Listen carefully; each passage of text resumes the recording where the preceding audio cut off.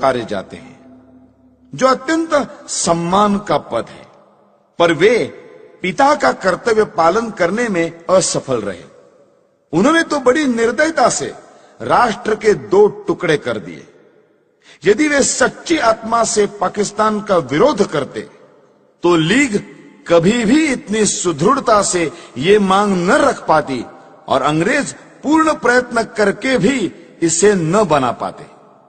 देश की जनता पाकिस्तान बनाने की घोर विरोधी थी, पर गांधी जी ने जनता को धोखा दिया और मुसलमानों के पाकिस्तान का पिता सिद्ध किया है।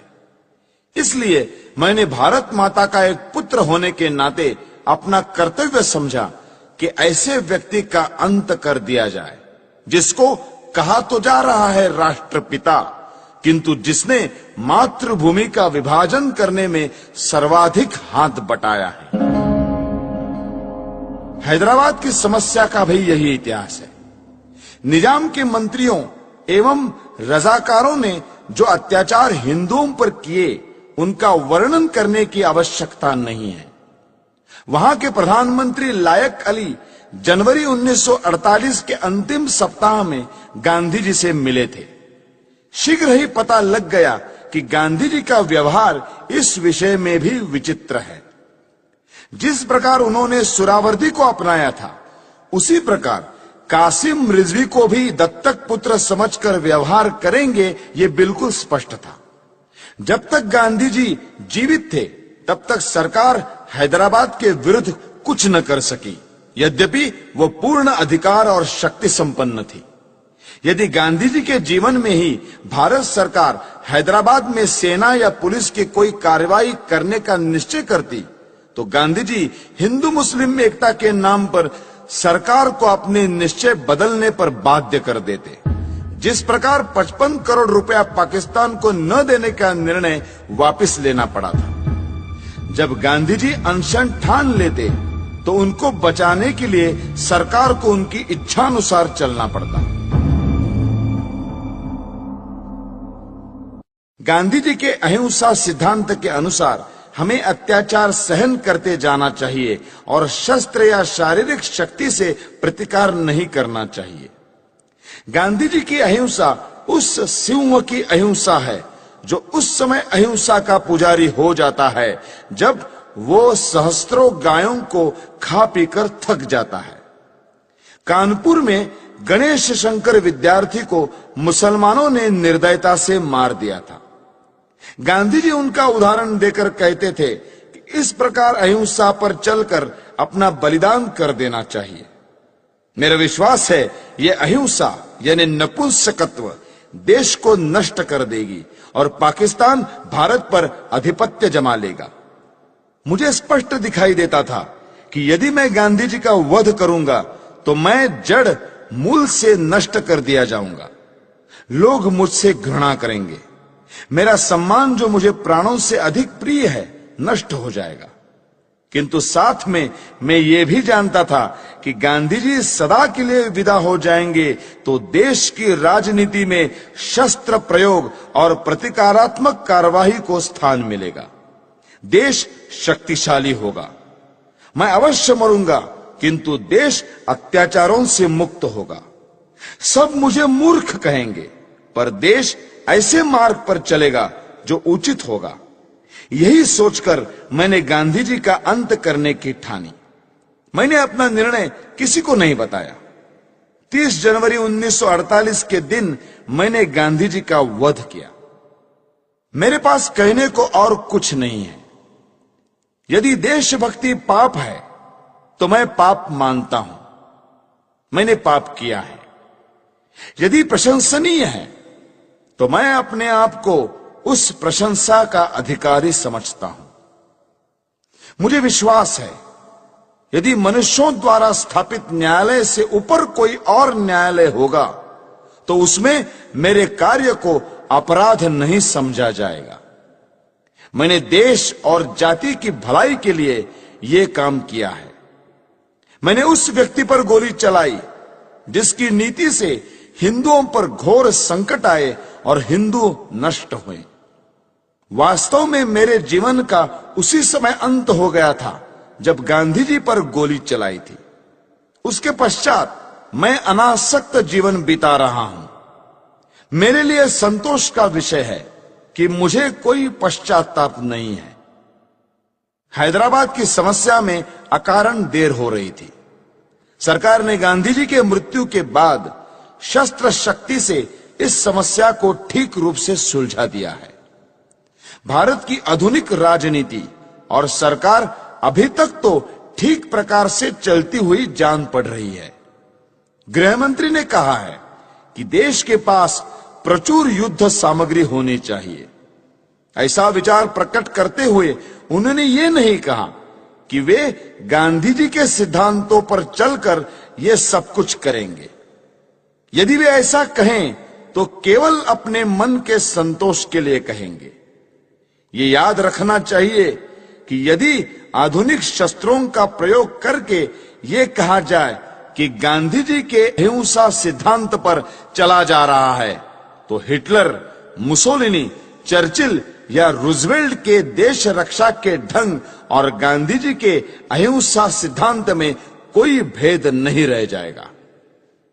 मैं यह मानने को तैयार हूं कि गांधी जी ने देश के लिए बहुत कष्ट उठाए।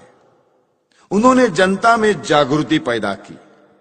उन्होंने स्वार्थवश कुछ नहीं किया, परंतु दुख यह है कि वे इतने ईमानदार नहीं थे कि अहिंसा की हार को स्वीकार कर लेते। मैंने दूसरे भारतीय देशभक्तों और नेताओं के भी चरित्र पढ़े हैं जिन्होंने गांधी जी से अधिक बलिदान किए हैं। कुछ भी हो, गांधी जी ने देश की जो सेवा की है उसके लिए मैं उनका आदर करता हूं। उन पर गोली चलाने के पूर्व मैं उनके सम्मान में इसीलिए नतमस्तक हुआ था, किंतु जनता को धोखा देकर पूज्य मातृभूमि के विभाजन का अधिकार किसी बड़े से बड़े महात्मा को नहीं है।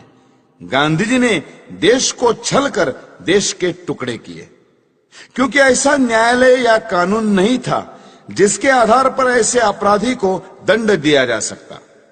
इसीलिए मैंने गांधी को गोली मारी। उनको दंड देने का केवल यही एक तरीका रह गया था। यदि मैं यह न करता तो मेरे लिए अच्छा ही होता, परंतु स्थिति बहुत खराब हो गई थी और मेरे हृदय में इतना अधिक क्षोभ था कि मैंने सोचा कि गांधी जी को स्वाभाविक मृत्यु से नहीं मरने देना चाहिए। संसार को पता लग जाए कि इस व्यक्ति ने अन्यायपूर्वक राष्ट्र के साथ छल करके भयानक रूप से देश के एक संप्रदाय का जो पक्ष लिया है उसका दंड भोगना पड़ा। मैंने इस समस्या का अंत इसी प्रकार करना चाहा, क्योंकि इसी से लाखों निर्दोष हिंदुओं का जीवन बच सकता था। गांधी जी की जो अहममयी प्रवृत्ति इस पवित्र भूमि के पुत्रों के लिए घातक सिद्ध हुई, उसके लिए भगवान उन्हें क्षमा करे। मेरी न किसी से कोई शत्रुता है, न किसी के प्रति कोई दुर्भावना। यह मैं अवश्य कहता हूं कि इस सरकार के लिए मेरे हृदय में कोई आदर न था, क्योंकि ये अनुचित रूप से देश के शत्रुओं के हाथ मजबूत कर रही थी। मैं देख रहा था कि ये नीति गांधी के कारण थी। अब ऐसे व्यक्ति का अंत हो जाने के बाद वो राष्ट्र निर्माण की योजनाओं पर कार्य करने के लिए स्वतंत्र है। किंतु मुझे यह कहते दुख होता है कि प्रधानमंत्री नेहरू के भाषणों और कार्यों में बड़ा अंतर है। वे धर्मनिरपेक्षता के आधार पर राष्ट्र निर्माण की बातें करते हैं, जबकि उन्होंने स्वयं पाकिस्तान को धार्मिक आधार पर स्वीकार किया है। उन्हें सोचना चाहिए था कि सांप्रदायिक आधार पर बनाया हुआ पाकिस्तान भारत के लिए लाभदायक न होगा। फिर भी सब कुछ सोचने के पश्चात मेरे हृदय ने कहा कि गांधी जी के विरुद्ध काम करना चाहिए। किसी ने मुझ पर इस संबंध में कोई दबाव नहीं डाला और न ही कोई डाल सकता था। आप मेरी इस भावना को जिस प्रकार देखना चाहे देखें, और इस भावना के परिणाम स्वरूप मेरे किए हुए इस कार्य को देखकर जो दंड उचित समझे दें। इस विषय में कुछ कहने की मेरी इच्छा नहीं है। मैं किसी प्रकार की दया नहीं चाहता। मैं ये भी नहीं चाहता कि मेरी ओर से कोई दया की याचना करे। इस अभियोग में बहुत से मनुष्यों को मेरे साथ इस अपराध में ले लिया है। उन पर आरोप है कि उन्होंने षड्यंत्र रचा। इस विषय में मैं पहले ही कह चुका हूं कि इस कार्य में मेरा कोई साथी नहीं था। स्वयं मैं और केवल मैं ही इसका उत्तरदायी हूं। यदि दूसरे लोग इसी दोष के लिए नहीं खड़े किए जाते तो मैं अपने लिए बचाव भी न करता। न्यायालय को मालूम है कि 30 जनवरी 1948 के कृत्य से संबंधित साक्षीदारों की परिपरीक्षा यानी क्रॉस एग्जामिनेशन न ली जाए, ऐसी मेरी इच्छा थी और मेरे विधिज्ञों को भी मेरा वैसा आग्रह रहा था। इससे मैं अपने लिए बचाव नहीं कर रहा, यह स्पष्ट होगा। मैं इस बात को पहले ही बता चुका हूं कि 20 जनवरी को मैं शांतिमय प्रदर्शन के पक्ष में न था। अपने सिद्धांतों का प्रचार करने के लिए यह उपाय मुझे व्यर्थ प्रतीत होता था। फिर भी मैंने प्रार्थना सभा में होने वाले उस प्रदर्शन में सम्मिलित होना स्वीकार कर लिया। यद्यपि इसमें सम्मिलित होने की मेरी आंतरिक इच्छा न थी। दैव योग से मैं उसमें सम्मिलित न हो सका और किसी कारण से जब यह प्रयत्न सफल भी नहीं हुआ तब मुझे बड़ी निराशा हुई। आप्टे और अन्य लोगों ने पूना, बंबई, ग्वालियर में स्वयं सेवकों के लिए जो परिश्रम किया था उसका कुछ भी फल नहीं निकला। तब गांधी जी के वध के अतिरिक्त मेरे लिए दूसरा मार्ग नहीं रह गया था। इन्हीं विचारों में खोया हुआ जब मैं दिल्ली के शरणार्थी कैंप में घूम रहा था तो मुझे एक फोटोग्राफर मिला जिसकी कमर में कैमरा लटक रहा था। उसने मुझे फोटो उतरवाने के लिए कहा। वो शरणार्थी ही प्रतीत होता था। मैंने फोटो खिंचवा लिया। जिस समय मैं स्टेशन पर आया मैंने आप्टे को 2 पत्र लिखे जिसमें अपनी मानसिक दशा का वर्णन किया और अपने फोटो भी भेज दिए। नानाराव आप्टे से प्रेस और पत्र के क्षेत्र में मुझसे घनिष्ठ संबंध थे। उन्हें मैंने एक पत्र व्यक्तिगत पते पर भेजा और दूसरा हिंदू राष्ट्र कार्यालय के पते पर। अंत में मैं ये कहना चाहता हूं कि जो वक्तव्य मैंने दिया है वो सत्य और शुद्ध है। प्रत्येक बात संदर्भ ग्रंथों को देखकर तैयार की गई है। मैंने सरकारी समाचार पत्र, इंडियन ईयर बुक, कांग्रेस का इतिहास, गांधी जी की आत्मकथा, समय समय पर प्रकाशित कांग्रेस के बुलेटिन, यंग इंडिया और हरिजन की फाइलें और गांधी जी की प्रार्थना सभा के भाषणों से ये वक्तव्य तैयार करने में सहायता ली है।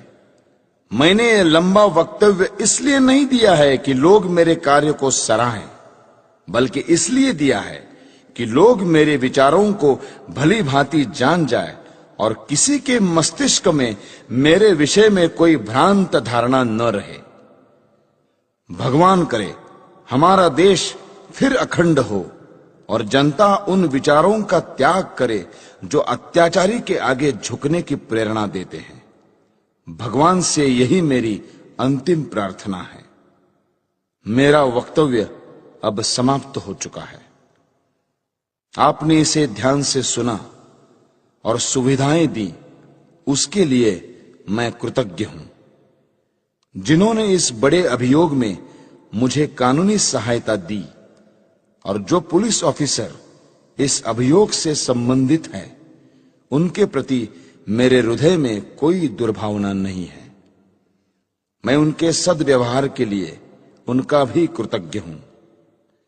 जेल के ऑफिसरों को भी धन्यवाद। उन्होंने मेरे साथ बहुत अच्छा व्यवहार किया है। यह सत्य है कि मैंने 300-400 लोगों के बीच दिन के समय गांधी पर गोलियां चलाई। मैंने भागने का कोई प्रयत्न नहीं किया। वास्तव में भागने का विचार मेरे मस्तिष्क में आया ही नहीं। मैंने अपने ऊपर गोली चलाने का प्रयत्न भी नहीं किया। आत्मघात करने का मेरा कभी विचार न था, क्योंकि मैं अपने विचारों को खुले न्यायालय में प्रकट करना चाहता था। आलोचनाओं के बावजूद भी मैंने जो कृत्य किया उसके नैतिक पक्ष पर मेरी आत्मा कभी विचलित नहीं हुई। मुझे किंचित भी संदेह नहीं कि भविष्य में सच्चाई और ईमानदारी से इतिहास के इस अध्याय को इतिहासकार लिखेंगे तो वे मेरे कार्यों और उसके परिणाम का सही मूल्यांकन करेंगे। अखंड भारत अमर रहे। वंदे मातरम।